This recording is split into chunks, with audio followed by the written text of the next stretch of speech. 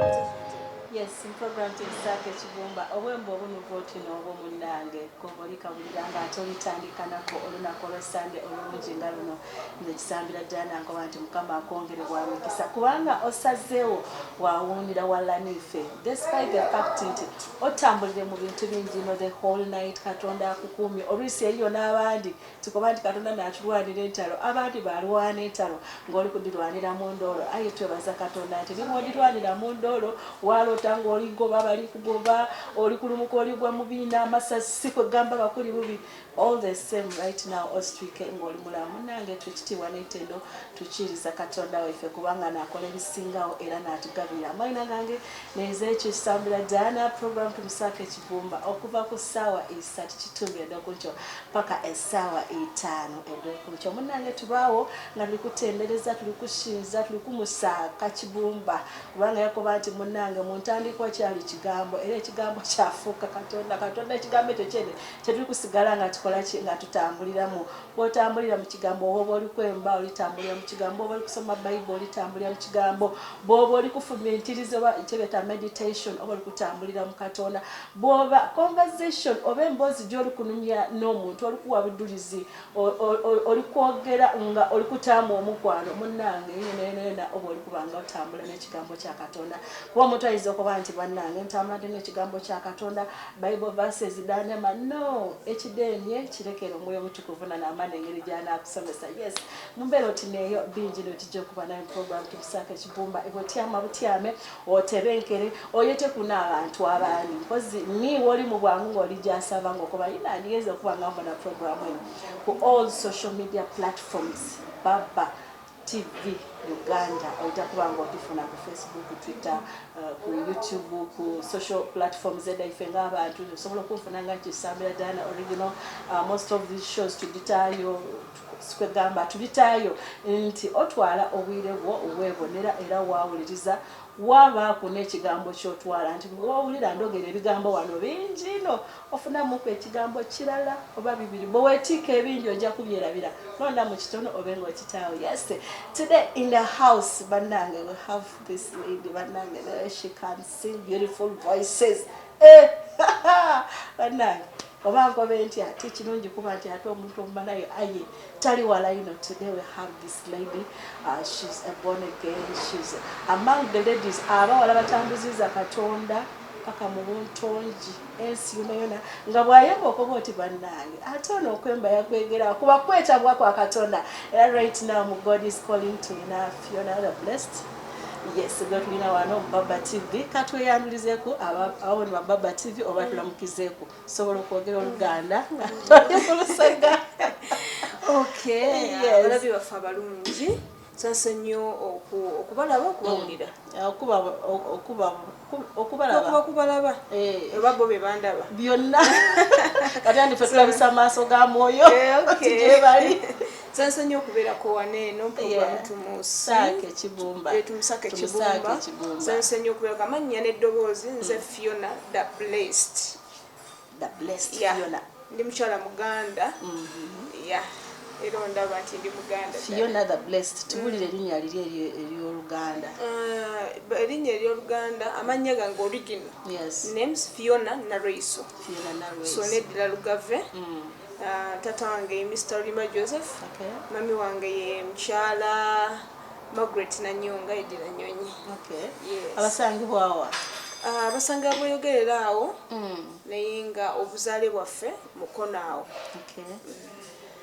tusanise okulaba nange nsanise okubeera kwa Nubia webali kutindiga lugendo kuva ozisemu zijjaamu n'oyita mu bridges mu bbanga n'obutukira wano ku Baba TV Mukama akuwa omukisa alwotuuse wano kati olwaleero tuzze twagala kunyumyamu otambudde otya ne Katonda wayitibwa otya twagala tulabe okuva eno gy'otandikidde okuva obuto famire gy'okuliddemu ebadde etya yes kati okutandika kwange okuyimba actually ndoza natandikira kangambe mu ssomero nasomera Kisozi Budaawo primary yange then yatusomera St. Kizito then joining a secondary ameza P7 ne joining Budo SS awo kuntwala speed mama yali mulokole otandise otya okumanya nti obulokole gye buli famire gy'okuliddemu mama wange teyali mulokole nze bwe nali nkula natandika okutegeera I think mama wange yali antutte wa muganda we wa sister wange that is my mama wange omuto so nakulira ku mama wange omuto kyenjagala okumanya baali baddiini ki oba baali tebalina bakatuliki era negina emisomo gyonna egyo kalimwezi batisimu oba omulala muki nagwerabira nabisoma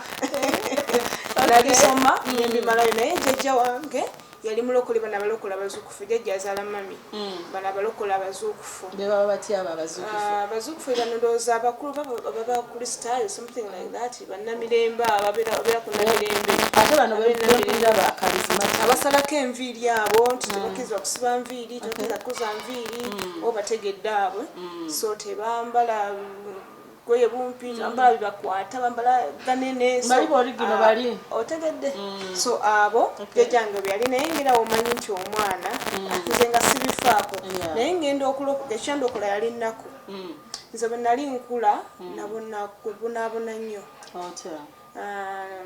engeri gyesaakula na mami nakula na mami wange omuto kati nankuza saamanya byaliwo mami okutuuka okuba okunsuula ewa muganda we so mami wange n'agenda e Rwanda mami wange bw'agenda e Rwanda ne simanya nti ali Rwanda so ennaku n'entandikira oli wa myaka emeka I think ndowooza kuba nali ntegeera I think ndowooza yagiweze 8 to 9 to 7 9 awo bwe watyo so kati nenzija nga nkula bwe ntyo nga mu ttaamu ze nnyinza okusomamu weeks nga 2 ng'oyagadde singa bidi noti nti sagadde naye nasigalanga nnyo ewaka mbu nsitule omwana okitegeera ngundera omwana naye emabegako mami wange yali mukwano gwa Sala Birungi eyawummula ne Paulo Kafeero so kati nabeerako ko nabo akaseera katono eryoka ngenda mami wange omuto kati nenkulanga negomba okuyimba nga Sala Birungi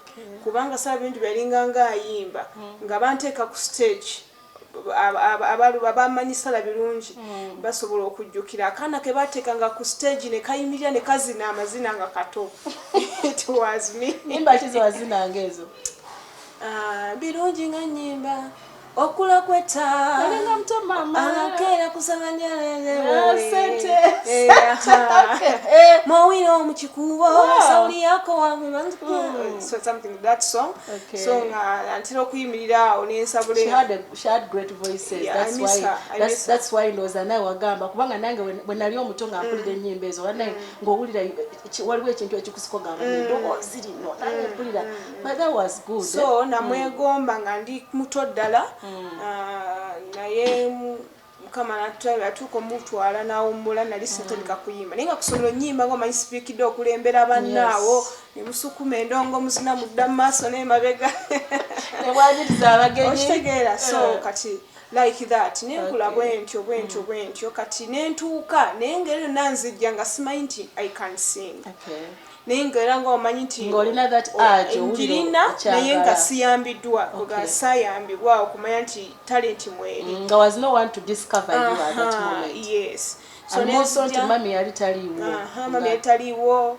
kati ate gwendi naye teyeefiirayo kaganga ninga momboze waka okitegeera so like that time yatuuka nga nangoba kati mukungoba obulamu butabukira ddala olwo taata wange namumanya nno munange nga nkuze ndyoka mmanya dadi wange ali awo bweyogerere era namufaanana nnyo nga bondaba ye dadi wange so kati ali awo bweyogerere awo twabeeranga bwe yabeeranga so kati naye nga mu kutongera omwana nti aba ajjukiramu bwe natuuka nga awo bweyogerere ku ttaawo awo era bw'otuuka bweyogerere ku ttaawo n'obuuza njagala genda mwami Luyima Joseph bakuserengesa bulungi kuba amanyikiddwa omwo mwonna so kati nga ntuuka bweyogerere zijjukira ningamba wano ba mami gye yantwala nga tugende wa dadi so kati wamubuuzaako mami nti lwaki teyakutwala wa kitaawo ddala okutwala wa sister waliyo step mother wange waka nali sobola kubeerayo kubanga step mother tene yankola ebintu bingi ddiya nina gye nvudde watali wangu nga twatudde nga natudde nenkunyumiza you can even cry and I cry okitegeera so nze step mother wange yandogako entumbi ogimanyi entumbi kwe kule gw'olubuto kalunene nnyo then nga olina just osigazaako maaso ng'oli mutono nnyo naye ng'olubuto babakyeta kidaada. The stomach becomes very huge and you're very tiny, the hands, the legs, they just see the eyes. Okitegeera kati kwama kafaananya. I understand. So kati nekulanga ne kasagala simanyi nawona ntya ndooza mami wange yafaayo ndooza yafaayo gye yali agenze yamalayo bbanga ki? Myaka mingi kwa gye yakoleranga. Akomawo ndooza nga nnina emyaka nga 14 oba 15 kuba nzijukira yantwala ewa mugande nga naye nina 6 years to 7 around there. Yakusanga by then ng'osoma kyakumeka? Nali nsoma kyali kyakumeka oba kyakutaano kyamukaaga I think baserabidde so kwa kyali kyamukaaga awo nga nyingira P7 nasasula yawo zasasudde kati ngewaka bangamba nyoka aleeta meka bw'osaba kino nyoka aleeta meka ze nabeeranga mu class nga nkozesa ekitabe kinga kibeera mu subject nga mukaaga. Okitegeera kati ng'emanya nti nja kuteekayo science noteekayo SST noteekayo okitegeera because nali ndakinga nga sirina ate mami simanyi gyali dadi bangamba gende wakitawo ne dadi simanyi gyali gye bangamba genda so nenkulanga obulamu bambi buzibu nnyo kati time yatuuka omukyalo oyo nangamba scam that ways. Yes, ntitambula mugenda by then jajja wange yali abeera wa side ze mu Mengo omwo Bulange so nangamba gende eyo nandagirira kuba nali nkuzeemu nga ntegeera 14 years omwana bategeerera ddala kati otegeerera ddala so nengenda eyo linasanga jajja wange kati olumami wange ali Kigali tamanyi kirima kigenda maaso namanyi nti omwana yamuwa muganda we everything is okay. I understand. So kati nenzije wajjajja obulamu ne butabukira ate ddala nnyo. Lwaki? Ne butabukira ddala nnyo olw'ensonga jjajjange yali muzuukufu bana balokole nnyo. Ate kati nga nze olabuseemuko. Ndabuseemuko njagala nnyo endongo. Ayagala kati wamanye nakwera mu life yo. Nywa ne kabbiya. Okitegeera emyaka egyo tekyali kyangu. So kati nga kaganga obulamu buliwe butyo so kati naye natuuka nanga sijja kubeera na mwana nze sagala baana batubeeranga tuyita baana ba kibi sibeera na mwana wa kibi biki because our mom na dad tebakola the wedding oba mpeta biki kati nga abazuukulu babayita baana babayita baana ba kibi so kati nemba nga ndi mwana wa kibi kubera nti ndi mwana wa kibi ate nga nfudde eri mbonaabona nebintama omulalu n'olaluka kati webintama mukwano ne bangamba ngende ewa kitange nebakulagira ne bandagirira ewa kitange kati mugende ewa daddi wange nentuuka nga step mother yaliyo nenzijukira bye yankola ate emabega wali kali kenkunyumiriza kuba nti yampa ebintu byali bituŋŋununa n'abimpa mbinyo n'embiga n'abinywesa ku mpaka wali asooka naye kali nga mbijjukira ne tutakwatagana era bulungi nenvaayawo nensulako mu toileti nga sinawo ensula nensulako ku miti waggulu katatawo nga yagamba ki daddi naye bamunzawuza danoza ngambe bwentyo kitegeera ndoza daddi naye nga bambi baddi wange yali anjagala nakati anjagala era agira nankyekingako kati oyingidde otya okuyimba otegedde otya Katonda okulokoka olwo waliwo church around awo kati church ali awo obweyogerere sijjukira na linnya lyayo kati nga nnyumirwa nnyo ettendo ate nga mulimu n'omuziki nyumirwa nnyo ettendo nga bona alina gye basukuma endongaawe ne basukuma amazina kati nga bayingira mu worship nze oba mbadde nakatuuka bwe nti ne mumaliriza praise awo nga nzireka nze mmaze okusaba anti biri nga bimbowa worship nga mbowa kati ate bino byaye kubuukabuuka kati nga nze nali njize n'okunywa walajja I think nga ngiye ne kawalagi kange nenyingira mu kyaki nalaba bamunywa nendowooza nti kiteekeddwa okukinywebwa ate ffe twakulanga bw'omunywa owulira nga n'enjala teriiwo naye nga kalina engeri gye kagira wano baba bakanya bakikola batya ati babeera bamanyira so kati munaye nenzija obulamu bwe butono nenja nga nsembeza yesu mpola naye mabegako okuzayo kemabegako nga nkyali ewa jjajja gikunaku lumu twali tutaddemu nga ndi ne basista bange waka abaana bakojja wange nga tutoddemu Paulo Kafeero bula ndina ndi bakoya bula so weyanga nali nguze ecupa ya bia emboozi z'olukunyumya ffe bwe batyo bateranga mwezi ez'abakafeero ez'abasebatangazo ezitubulira bagamba kati mutuulaawo atandika okuba oluyimba mayi teepu zaabwe zalinga mpanvu nabaludduku balwona laga aha muyizeemu nga gwozaagala bwagazi nga ne wumba kyenjizeemu sinza kubuulira naye nga I just enjoy because bali mikwano gya mami because you knew them yes kati nga enjoyinga naye tuba tutudde nga tunywa nempuli omuntu ampita ebweru Fiona naye nga mpita mu ddoboozi eriri tukamu siddangamu naddiwulira since then nampita kati nga musiru kyoyo nga omanye olede ku mutwe ntaddeko toli wekka kati naddamu era nampita ogwokubiri nesooka ningamba naye mukendeeze ne bakendeeza omuntu ampita ebwere bwenfuluma simulaba nenziramu ne tutuninga netukubanga bwetunywa ate no nga nze boosi nze ngula nga nze ngula omwenge nga tunywa olwo jjajja taliwo yagenze mu kusoma emisomo gyabwe yenemirembe kati munange tudda omulundi ogwokusatu nalemu napita omulundi ogwokusatu kyava ngamba lwaki tolokoka munange nenkendeeza ddoboozi ng'oliwulidde naye olinga toliwulidde ate baithaikino sikyogera ngakola ku interview yonna nsookedde ndooza kyogera ndooza kuba oba ompadde time okukubuulira then kati bwempula eddoboozi nenzijjako music nembagamba edda twalowoozanga mizimu gwe gwampise nenguyita batru era betwalowooza nibagane omuzimu tegumpise no nentagungamba lwaki sirokoka nesooka ntusiriikiriramu nema nengamba gasiya tuddamu tusimbula endongo yaffe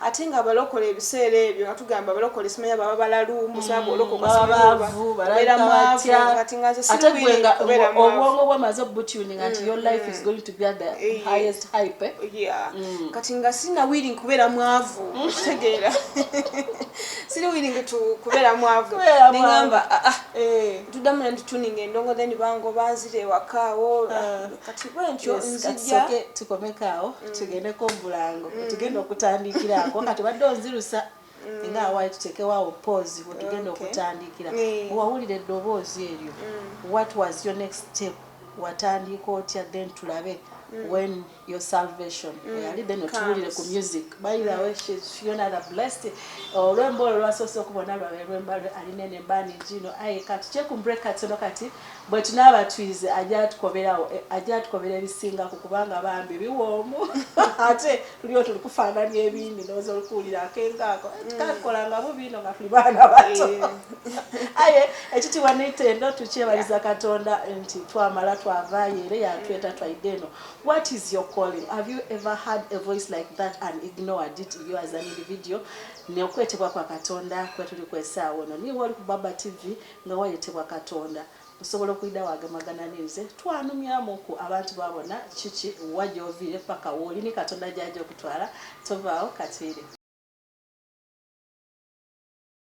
Thank you so much. Webale kuba ng'oli kulinda program to Lusaka Kibumba. Our God is calling. We have her. Fiona the blessed. Indeed, she is the blessed. Bwabanga yali ali kuno omwenge yawulira era bwazirya Katonda libatirya ngukuli detectinga, and not everyone can detect that is God's voice. Some of us are struggling and suffering because of the God's voice. You either fail to interpret it or olemerera okubanga otegeera nti oyeteyiwa kino kyonna kyekiri. Fukamira ku mavivi, God speaks, God talks to us to tell you what to do, to give you directions. Yes, Fiona the blessed, we are back. Yes. When you heard that voice, what chichigwe chewalowooza at that time? Olukumwenge go, eddoboozi oluwudde mirundi ezyo esatu. so kyenazzaako mu bwongo nti kulokoka nekitandika okubanga kitandika okujja mu kiwulira muli nti nina okulokoka my life to change nina kulokoka so nensirawo okulokoka nga nendokose nfe ngende nsinkane Yesu. Nga kiki kyo ekikulowozesa okufa? Anti bagamba nga ti mwenenye Yesu akomawo. Mujja kufa. Mwenenye Yesu akomawo ate no nalina mukwano nga yali mulokole nga gamba ogenda kufa ogende mu Geyene esaba yonna tufa kati nga mmanyi nti anytime nina okulokoka ofe ng'olokose. Nfe nga ndokosa ate nga mmanyi nti ololoka bwe nti nfiirawo nteekeyo. Kati wamala n'olokokerawo ng'omanyi ogenda kufa. Olokokerawo netwalako kebbanga naye namala nensikiriza Yesu n'abeera omulokozi wange. Kati olokosa otya as in like kiki ekyakusikiriza after hearing that voice katoga leero kansalewo ndokoke yali njiri ekyandetera okusalawo nga sirina wembeera ng'obulamu buzito nnyo njagala okuddayo nsome sirina chansi kati kyenva nalina mukwano gwange era twasomanga naye nangamba jangu obeere ewaka ewaabwe so nantwala ewaabwe bamuyita Phoebe Nisi so nantwala ewaabwe kati bwantwala ewaabwe neteka okubanga ewaabwe kati bwenvanga ewaabwe neŋŋenda nga Bethel Center eri Comedy Theatre gye baali basabira tawuni si yali asabira naye nali mpuliddeko ku mukyalo oyo Pastor Manjeri so kati ninga ntambula okuva ebogere neŋŋenda eyo nga kubanga baali banyumizako sima yagenda mu ggulu bikyabeera mu ggulu stories ezo baali osoliddeko nateekeddwa kuba mukwano gwange I need this so kati nentambula nga neŋŋendayo kati bambi nasanga administrator nga mulungi nemuyitiramu ennaku yange nga nfaanana bubi nnyo bambi ne bansembeza nga jangu webakenga wano so ntandika okusula ku kyaki nembeeraawo ne mami nanenzamu nemulaba nazzayo ku ssomero olabira ddala nga mukatonda gyali neŋŋamba nno kati ekituufu kiri nti Yesu kamuwa obulamu bwange nemuwa obulamu bwange kati onezijja bwentyo netandika okuyimba kati onezijja ku music mbitemyetemye olw'obudde nenzijja nentandika okuyimba nenyingira kwaya ya Pastor Manjeri kati wenyingira kwaya Pastor Manjeri nentandika bwentyo nezijja bwentyo naye lumu neŋŋano I think I can sing kati nga buli omu azalawa kitegeera teri asuubirawo ozze wano olabika bubi obadde osula ku kyaki waneeno kanasulawo like 3 months nenvaawo ng'obwongo buli sharp nnyo neŋŋamba no sitegera kusula ku kyaki nteekeddwa okupangisa naye nga yagala okupangisa talina n'omulimu so kati nenvaawo nentandika nefuna akalimu mu kibuga nga ntunda ngatto za muntu nempangisa ennyumba nempangisa 5 nero gyatuuka leginnema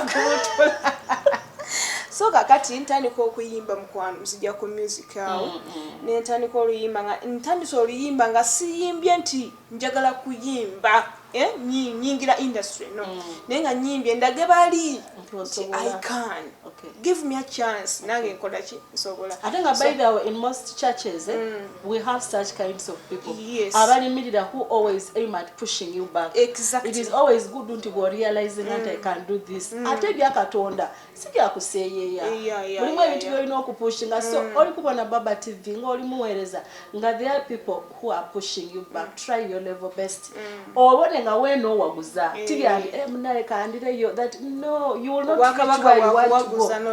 Bintu byakuwaguza yawaguza right now she's here on Baba TV. She has been on ma TV manji no tudakwa tukalia afulumye enyonyi ziringanga boda boda kagali you get it because she put in a lot of efforts to get and achieve what she wants. Yes kati okubya oluyimba olusooka luyimba kyolwo nakuba oluyimba nti omukono gwa Mukama guli mu kuyita buli mulwadde ogenda kuwona bambi ogenda kuwona kiriza ogenda kuwona ndi ogenda kuwona so oluyimba n'amaloboozi muzitwale musonda natandikanaakayimbako natandikana oluyimba olwo gwe wali wewandikira? Yes wavira ku Kyaddu wanduka twagenda Mulago tugenza okusabira abalwadde so kati abalwadde nendaba abalwadde ba kansa abasiriimu my goodness may God have mercy so kati abantu bali balina obulumi bungi kati bwe natuukangako okuba nti nali nina ebigambo bitono nga ngambo ogenda kuwona so bwe naddeeka oluyimba lwa keeping on nga luyimba lukabira mu kutuuzo nti omusaayi gwa Yesu ogwayika egologosa guyitawo olwaleero gira weeweeyo kubanga ogenda kuwona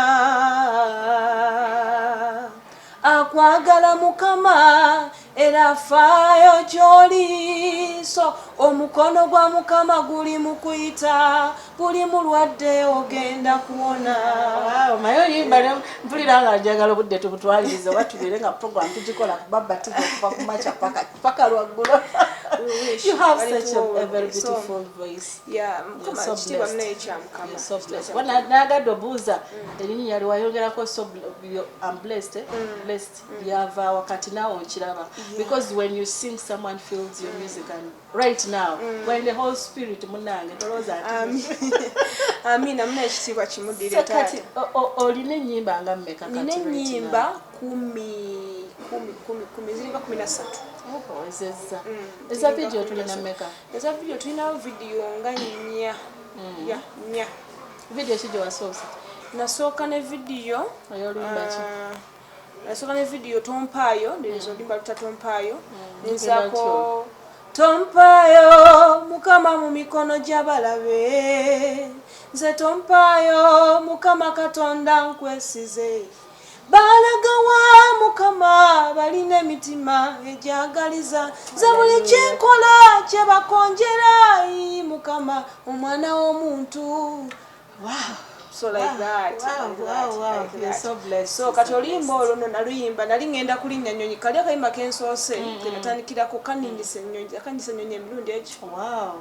So kati nenninya nengenda nenyimba nenkomawo nenniramu nengenda so kati nenzizaako oluyimba Tompaayo akuba nti tulina budde naye really my story tugenda kukomawo tuli ku phase 1. Amina. Tetuna kati nenzaako Tompaayo wenvaako Tompaayo nenzizaako Ozanna wenvaako Ozanna nenzizaako Towanika nenzizaako Ndiba Mutwe nempandiika mpandisa obuyimba bungi nkunoonya Yesu naye nga sikulaba oli luddawa nenzizaako nyimba nyingi eza video zirinya there is Tompaayo there is Ozanna there is Jesus International this recent song Jesus International then Ndiba Mutwe ali awo kuwandikira ng'ennyimba ezo newandikira though I welcome omuntu nga olwandika bulungi omanyi okuwandika bulungi I welcome you. Kati wasoma n'ogenda paka wa? Munene university nenjimala nasoma tourism and hotel management ku Kampala University Wanigaba. Yes. Nasomera ddala nno kati ate neddayo nensoma. Ndabira ddala tulina olugendo lungi watu tulina okulaba mu mbeera gye walimu n'ennyimba z'oyimba size nnyangu era tewayita mu mbeera nnyangu tukyalina olugendo lwa tugenda kukomyawo. Tuwulireko your best Bible verse. My best Bible verse limu Zefaniya 3:19. Zefaniya kozi kitabo kyekyo? Zephaniah, I think Zephaniah. Still the same, eh? Zephaniah. Then there is olugamba nti olibera mutwe tolibera mukiro olibera waggulu wokka tolibera wansi tunone 28. Yeah, nti olibera waggulu wokka tolibera wansi olibera mutwe tolibera mukira. Yeah. Zotambuliramu awo. Tambulirawo. So music waffe tuba tumwagala tumufuna tutya? Music wange bw'omwagala osobola okumujja ku YouTube Fiona the Blessed. Then Facebook yaffe kozesa Fiona the Blessed Uganda. My other account bagihackinga eje mwali mumanye nnyo yaliko nti Fiona the Blessed. Najihaka tenetekawo Fiona the Blessed Uganda so osobola okumfollowing eyo ne Instagram kozesa Fiona the Blessed, Twitter Fiona the Blessed official. Yeah. So katuweke tuwa ku Bulabi wa Baba TV ebigambo bye bisembayo tusiibula. Yeah. Ebigambo byange ebisembayo abantu mwenna abatulaba Yesu Kristo lyekkubo n'amazima n'obulamu. Amina. Teri agenda kulaba kitaffe okuleka ng'ayise mu Yesu. So kyenyinza okubagamba tusembeze Yesu ebintu bijja kutereera. Ebintu bijja kutereera. Olaba ayamba nze. Olaba ayamba nze Fiona. Naye ate ggwe naawe asobola okukyusa obulamu bwo ne bufuuka bwa ttabbu. Wow. Shadrack yanwadde atwongera time endala naye tusiibulire abali kulaba. Abali afa balungi mwe bali kutulaba. Tumiddeko management ya Baba TV mwena. Tumiddeko Diana sweetheart. Mwe bali kumbeja. Oli mumbeja. Tumiddeko omutufu omwami alitufieka. Omutufu yeka. Okay. Kale. I'm 3 in 1. Yakubuli ati. Netulako mami ali ku kamera oyo nentumirako abalabi ba Baba TV mwena n'abasupportinga gospel music bannange mutwongere okutuwagira mwengere okutusupportinga nakyenfumba maaso awo so maaso awo tugenda kuba tubategeera so tubasaba okutuwagira aba gospel mutuwagire mwagale nnyo gospel waffe temugenda mubali nga yogenda mubali n'owawa ku ssente naffe jangu naffe tuwagire ng'oludde gye tutegese maaso awo ng'ensobola okuteekayo mega omukono gwa Mukama mega concert so mbaniriza mwenna okujja okubaawo naawe nkuyise amiina so Mukama bankuumire mbaagala nnyo ntumiddeko mami wange I love you so much my dad my fans respect. Thank you so much. Muna nange mpereddwa omukisa okuba ngoze. Bw'otambulira wamu n'alina amafuta kati nkuwaka gange naawe n'ompaaka agago. Mukama akuddizeewo. Webale kujja bale kugira ddala abe Kampala batulabire. Tuli wano Jinja branch, though there is also Kampala branch in Ntinda Baba TV. So bw'oba oli mwembi bw'oba nga wayitibwa Katonda oli musumba oli mwembi come and reach out on me the reception obakobe ndikwenda kisambira Diana to hosting. We don't charge. For God's sake tuende okutambuza Katonda wala kuba nti agali awala nagaluma emikono gyo tijaga yagaye bobo likwenda okusitula ekintu ekyamaana olina ogitawala gyakola kiso obuweereza bwa Katonda tutibwe tulina okutambula. It is like a chain oba gulinganga omuti nti emizisa emirandira wansi wegibagizirako bikola wangulu ku muti bizo obutakola ki obutataako okitegeera so mu mbeera oti neyo Fiona the blessed God by naye akobe Jesus is the way the truth and life ezirajja kutuuka wa Katonda nga tobise wa Yesu yakoba nti munange kino ekiseera ekyokuloka ye yalokoka ngaidi nti wambala okulokoka ngaafa ekitaali kituufu nti yasigala nga mulamu aye wena gy'oli osobola okwetwalira Katonda munange waba nti okyusibwa tiyafa aya ato yakyusibwa yamana bunono obulamu ate kabiri bwe nafuna mu Katonda tovaawo program tulusaka ekibumba ekajira mu maiso kati tulusaka ekibumba eri owawuna banangayo Justin oli masanu gonka from glory to glory from glory to glory bwobanga olina embeera oti nayo etambulira mu Katonda tolemererwa kuba na isanu mu bulamu bwo niwe libanga sitaani ali kulitwala omana nti kati sitaani naali kulitwala aye tijakola ekyo kyali kwetagisa njakola Baba wange ali mu igulu kye yanteekerateekera okola kubanga yakoba nti tambulire mu kwenda mu laavu mu mukwano mba muzira busungu muzira kwegemerera muzira kuyomba muzira irogo muzira okubawo nti tyendeza kwegamba nti nibwo obulira ng'ola kukoze obubi omukwano gw'olina okuva ewa Katonda kubanga ate gusigala nga gukugemere walala awo gutyo mu mbeera oti neyo so right now nikuba nga ate tweteekateeka okuba nga tufuna gonde Bible quote ey'olunaku eri kuva mu Psalms 19:7 ngeri tukoba the law of the Lord is perfect converting the soul the testimony of the Lord is sure making wise the simple yatukoba nti munange amateeka ga Katonda getulina okutambuliramu eriyo gabasoka bawa ku Moses twabanga tutambulira twabala twera mu mateeka ng'okuba nti tutambulira mu mwoyo nti eri amateeka omwoyo gajanga akuwa agagalaga kino kibi kino kirungi nti Yesu bwe yida ku nsi yazaalibwa bwe yafa yamala yazuukira ng'ali kutambula alijja kuba nti ndikujja abalekera omuntu ajja okubayambanga ku mwoyo omwoyo w'amagezi omwoyo wa buli kimu aye wano alikoba nti amateeka ago bwe tugatambuliramu nti omubiri gwaife our souls bulina engeri gye gujja gwakyukamu wajja okubona ebintu nga abandi babibona bungi ate wena ngoli kuibona bundi lwaki nti olibonera mwituluba lya amaiso ga Katonda agayigwire those to get a spiritual eyes nti oligabonera mu mbeero tine so buli wotambulira ngoli kutambulira mu moyo Katonda bakoba instructions zedo omwoyo byakulaga oba mateeka toyitanga toyombanga to abazaire batanga mu ekitiibwa omwoyo mwere nasigala nga ali kukoleramu era buli wabanga ali kutambulira ku omwoyo oyo joko yagana nga buli kimu kigonze akigonza buli kimu kubanga olitambulira mateeka otinago so munange iwoli eyo oli kubanga otambulira mu Katonda oli kubanga ononya Katonda saba Katonda akwigule amaiso ag'omunda those spiritual eyes akuwa amagezi obe ng'otambulira mu ye kubanga kyosazeewo okolenga iwe omuntu Katonda kyaba tachisazeewo. That's why we do certain things. You're forcing it to be done because you did not ask it from God. God did not direct you to do that. Abantu abasinga obungi tulina embeera gye tuli kubitambulira ebintu bye tulikola ayenga tulibikola on our own nga we have not involved Katonda nga Katonda tutumingiriza mu kino aye alikoba nti tambulira mu mateeka ge bulira eiroboozi ly'omwoyo omutukuvu oyida kuba ng'olitambula ne Katonda buli kyonaakola ayida kuba nga nakikudirectinze mulimu abantu abandi abagema esente ey'ekibi wagema esente ey'ekibi wagigayita mu sente etali ya kibi naye ekibi niwe bantone eti ng'ogitayire mu nningi ebaire y'ekirungi kino kyona kiba kikola kye kiba kyonoone kale kitegeeza ki nti okuba nga ofuna ekirungi Katonda kyali kwenda okufuna emikwano emirungi okufuna omulimu omulungi ask God. Me one time nga tujja mu testimonies eriyo omulimu gwe nali ku radio mu butuufu mu bulamu bwange n'okukasiza kumpeesa ssente but I was framed naava ku radio konnalira amaziga aye omwoyo yankoba nti kino waliwo ensonga lwaki ovire ku radio eno bwe nava ku radio where did I end up I nga nawulira it was bad. I did not explain my bosses what happened kiki ekyaliwo. I just told them, let me just leave this job. But I ended up now, I'm on the TV. It is a testimony. All year, I'm on Baba TV.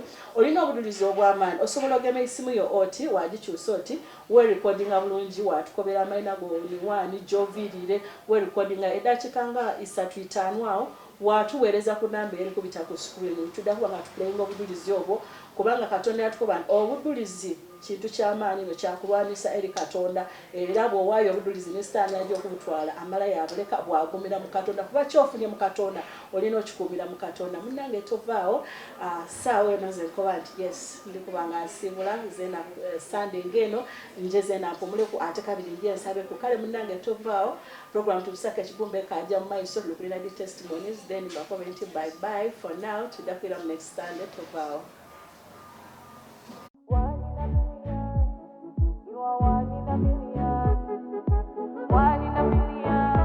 Gospel music. Every time I wake up, I think about you, Lordy. And everywhere you go, bully jangenda. Doors are quick, yes. Ona kupenda, ona nipenda. When I know Baba, you are the one in a million, billion, trillion. Nobody like Jesus, Baba.